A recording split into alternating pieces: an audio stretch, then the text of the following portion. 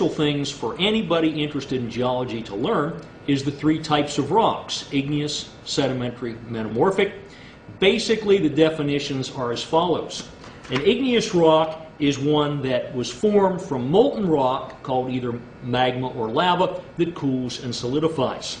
The second type of rock is called sedimentary. Sedimentary rocks come from elements of pre-existing rocks, either actual particles, as in this sandstone, or sometimes they come from dissolved materials. So this is sort of nature's form of recycling. The third type of rocks called metamorphic. Metamorphism means change, which is usually the result of heat and pressure.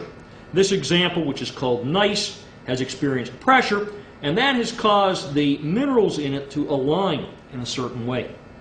Now, even though it's fairly easy to learn the three types of rocks, if you just go out in your backyard and pick up a rock, it's oftentimes very difficult just looking at it to determine whether it is igneous, sedimentary, or metamorphic. So I thought I'd give you just a few pointers on how you might do that.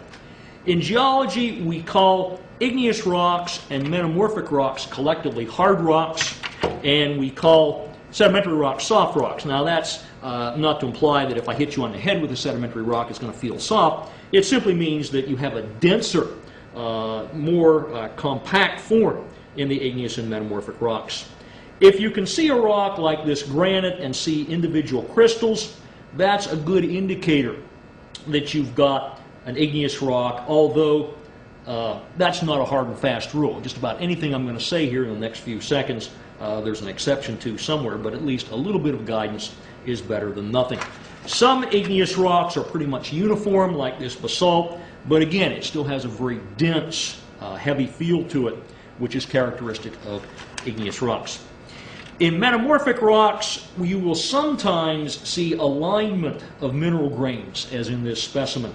And if you see that, that is a good indicator of metamorphism. But once again, you don't see that in all metamorphic rocks. And some sedimentary rocks have a little bit of alignment too, although usually not as pronounced as these stripes.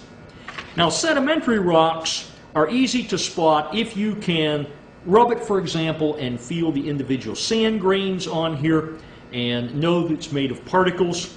This shale, for example, if you look from the edge, you will see that there's stacks, basically, of fine clay minerals, although you can't see the individual particles.